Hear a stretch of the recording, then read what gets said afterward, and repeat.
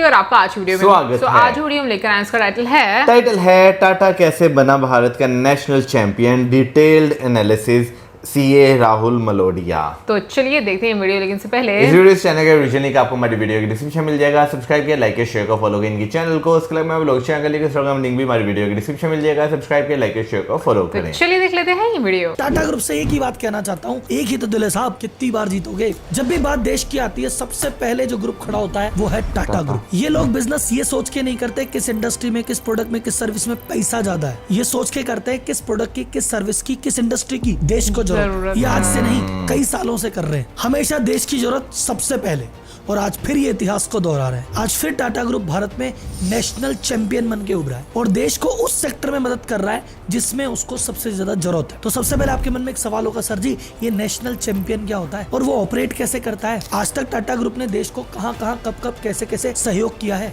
और अब ऐसा क्या कर रहा है, आपको टाटा ग्रुप की स्टार्टिंग से लेके अब तक सारी चीजें बताऊंगा। अगर टाटा को प्यार करते हो ना, ये वीडियो अंत तक देखना। और हर एक व्यक्ति जो बिजनेस करना चाहता है, जो टाटा ग्रुप का फैन है, जो रतन टाटा जी की इज्जत करता है, उसके इनबॉक्स तक पहुंचाना आपकी जिम्मेदारी। तो जनता जनार्दन की जय बोल के करते हैं वीडियो की शुरुआत।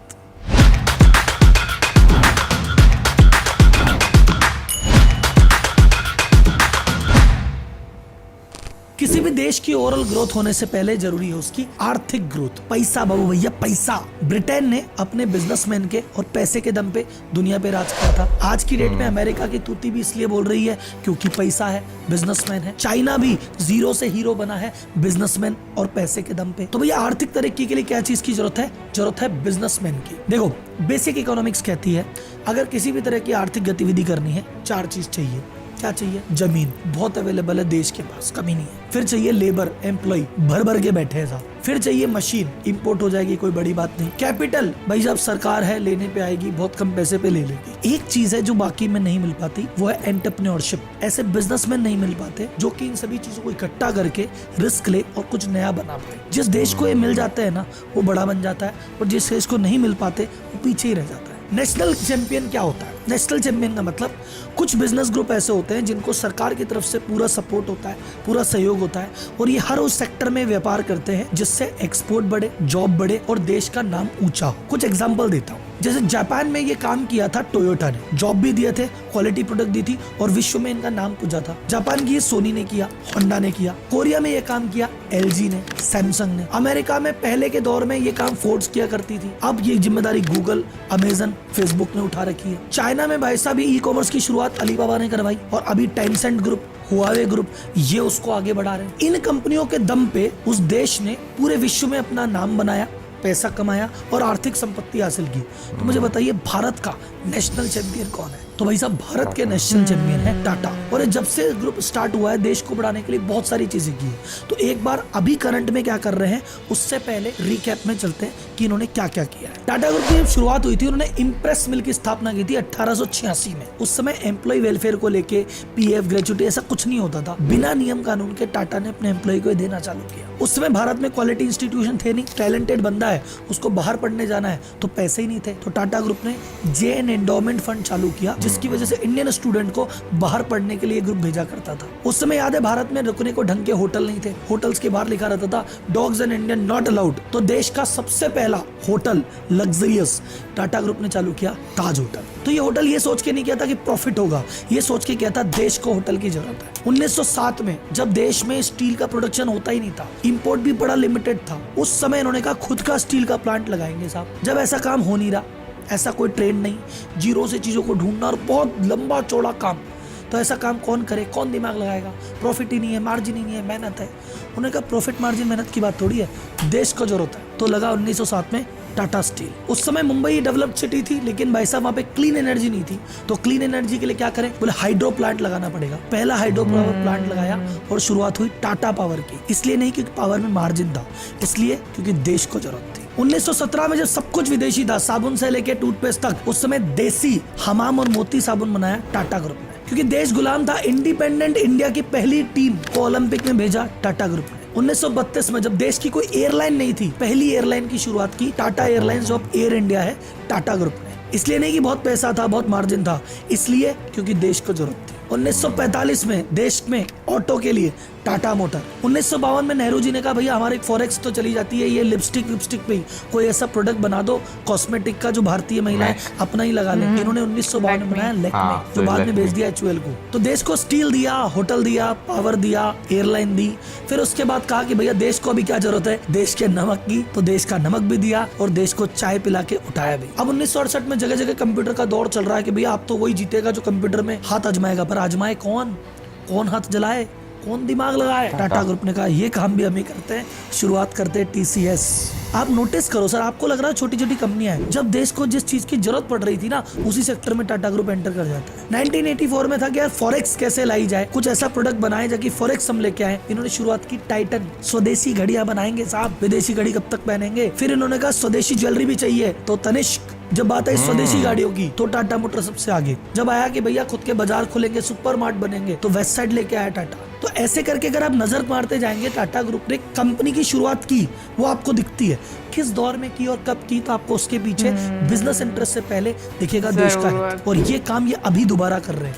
मुझे बताइए आज की रेट में, अगर जो इस समय बाजार में माहौल चल रहा है, अगर विश्व में किसी को आगे जाना है, किस चीज की सबसे ज्यादा जरूरत लग रही है? बोले सर AI का जमाना चल रहा है। इस AI के जमाने में सबसे इंपॉर्टेंट चीज हो रही है चिप। ताइवान छोटा सा देश है, पर एक चिप मैन्युफैक्चरिंग के चक्कर में पूरी वर्ल्ड की निगाहें उस पर जमी हुई है। तो इन्होंने कहा आगे भविष्य में अगर चिप इंपॉर्टेंट होगी, तो देश का पहला सेमीकंडक्टर प्लांट भी टाटा ग्रुप ही लगा रहा है। 11 बिलियन 90,000 करोड़ के इन्वेस्टमेंट के साथ धोलेरा। उसके अलावा चिप की असेंबलिंग, मार्किंग, पैकिंग, इसका 27,000 करोड़ का प्लांट अलग लगा रहा है। टोटल $90 बिलियन का इन्वेस्टमेंट टाटा ग्रुप अगले 5 साल में करने वाला है मैन्युफैक्चरिंग के अंदर।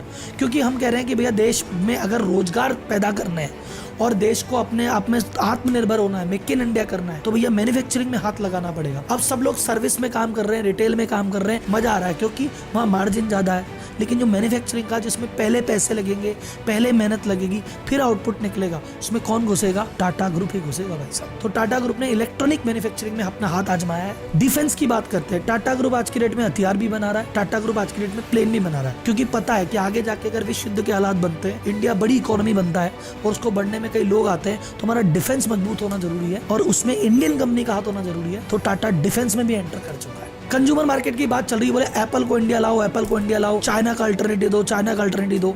तो भैया चाइना इतने सारे आईफोन बनाता है, उस आईफोन को इंडिया में लाने के लिए तो बहुत बड़ा इन्वेस्टमेंट करे। कौन करेगा? टाटा ग्रुप। विस्ट्रॉन करके ऑलरेडी खरीद लिया, पेगाट्रॉन से बात चल रही है और इंडिया में आईफोन की असेंबलिंग में सबसे बड़ा लीडर होगा टाटा। तो हर वो चीज जिसमें देश को आगे बढ़ना चाहिए या जिसमें आगे बढ़ने से देश का भला होगा, देश मजबूत बनेगा, मेक इन इंडिया बनेगा, वहां पे टाटा या तो इन्वेस्टमेंट कर चुका है, कर रहा है या करने वाला है। और टाटा ग्रुप पे आप आंख बंद करके निश्चिंत हो सकते हैं कि जो भी काम करता है एथिकल तरीके से करता है और देश को ऊपर रख के करता है। कोई भी आपको करप्शन या दूसरी चीज इसमें देखने को नहीं मिलेगी। इसीलिए दिल कहता है टाटा को सलाम सलाम सलाम। अब टाटा ग्रुप की अलग अलग कंपनीज आगे बढ़ रही है, तो टाटा ग्रुप भी आगे बढ़ रहा है। पिछले 2 साल में देखेंगे स्टॉक मार्केट में टाटा ने जबरदस्त परफॉर्म किया है और इसी को देखते हुए NSE ने टाटा का अलग से इंडेक्स लॉन्च कर रहे हैं। टाटा ग्रुप की 19 कंपनियां लिस्टेड है। कोई व्यक्ति चाहता है कि मैं तो टाटा ग्रुप की किसी एक कंपनी में नहीं, 19 की 19 कंपनी में इकट्ठे इन्वेस्ट करूंगा, पूरे टाटा ग्रुप में इन्वेस्ट करूंगा, तो उसका इंडेक्स ऐसे भी ने अलग बना दिया है। मेरा ऐसा मानना है एक देशभक्त होने के नाते, अभी मैं बिजनेस एनालिस्ट की बात नहीं कर रहा कि ये एंगल वो एंगल, GP NP प्रॉफिट वो नहीं देख रहा हूँ। मैं कह रहा हूँ कि देश के लिए भाई साहब वो काम कर रहे हैं, जबरदस्त काम कर रहे हैं। तो देश जैसे जैसे आगे बढ़ेगा उस इंडेक्स में भी आपको प्रगति तरक्की देखने को मिल सकती है। इस चीज़ में कोई शक नहीं कि आज के टाइम में हम देखते हैं जो कंट्रीज़ जो हैं जो बहुत ज़्यादा डेवलप्ड हैं या जिन्होंने माजी में क्या अभी क्या, अगर देखा जाए दुनिया में एक तरह का जो दुनिया का झुकाव नज़र आ रहा है ना, उसमें एक बहुत बड़ी वजह है कि उनके बड़े बड़े बिजनेसमैन कि भाई वो किस तरह जो है वो चीज़ों को जो है वो ऑपरेट कर रहे हैं। क्योंकि नो डाउट भाई हर कंट्री के लिए जो है ना इन्वेस्टमेंट बहुत मैटर करती है। और बिल्कुल बात सही की गई कि अगर बिजनेसमैन रिस्क लेता है और उसको हर चीज़ मैनेज करनी आती है, तो डेफिनेटली आपकी जो व्यवस्था है, अर्थव्यवस्था है, वो अच्छी होती है। इनफैक्ट मैं बोलूँगी टाटा का बहुत इंपॉर्टेंट रोल है। लाइक अगर हम लोग शुरू से देखें जिस तरीके से उन्होंने हमेशा रिस्क लिए हैं, और बिजनेसमैन बनने के लिए हमेशा ये बात बोली जाती है कि रिस्क लेना बहुत ज़्यादा ज़रूरी है। एक कामयाब बिजनेसमैन वही है जो रिस्क लेता है। और ये चीज़ मुझे बड़ा अच्छा लगा आज की वीडियो में जो मैसेज उन्होंने दिया कि टाटा ने हमेशा कंट्री और लोगों की जो ज़रूरत है उसके लिए काम किया, उन्होंने प्रॉफिट या मार्जिन के लिए काम नहीं किया। तो ये चीज़ भी मुझे बहुत ज़्यादा अच्छी लगती है और शायद इसी वजह से लोगों का ट्रस्ट इतना ज़्यादा टाटा पर आपको देखने को मिलता है।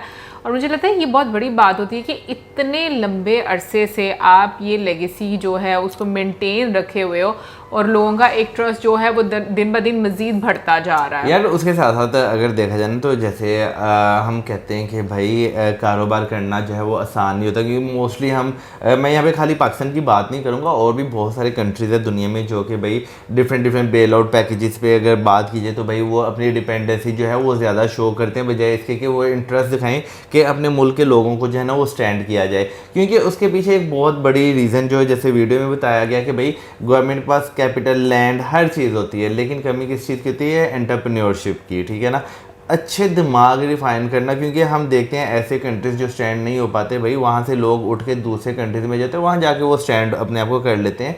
तो यहाँ पे साथ में एक चीज़ गवर्नमेंट का सपोर्ट करना जो है ना वो बहुत ज़्यादा ज़रूरी है, क्योंकि कारोबार जो होते हैं एक रिस्क होते हैं, चलें तो चलें, अच्छा खासा प्रॉफिट आपको देते हैं, अगर ना चलें तो फिर आपको जो है ना वो लॉस भी जो है वो बर्दाश्त करना पड़ता है। तो हम मोस्टली यही देखते हैं कि भाई ऐसे कंट्रीज जहाँ पर ज़्यादा बिजनेसमैन्स नहीं हैं या बिलियनियर्स नहीं हैं, वहाँ पर आपको जो है ना कारोबार और लोगों की हालत डिफरेंट नज़र आती है बहुत ज़्यादा। बिल्कुल, मैं इस चीज़ से एग्री करूंगी कि गवर्नमेंट का बड़ा इंपॉर्टेंट रोल होता है बिजनेसमैन के लिए, और बिजनेसमैन का भी बड़ा इंपॉर्टेंट रोल होता है गवर्नमेंट के लिए, क्योंकि आई थिंक दोनों एक दूसरे को साइड बाय साइड लेकर चल रहे होते हैं।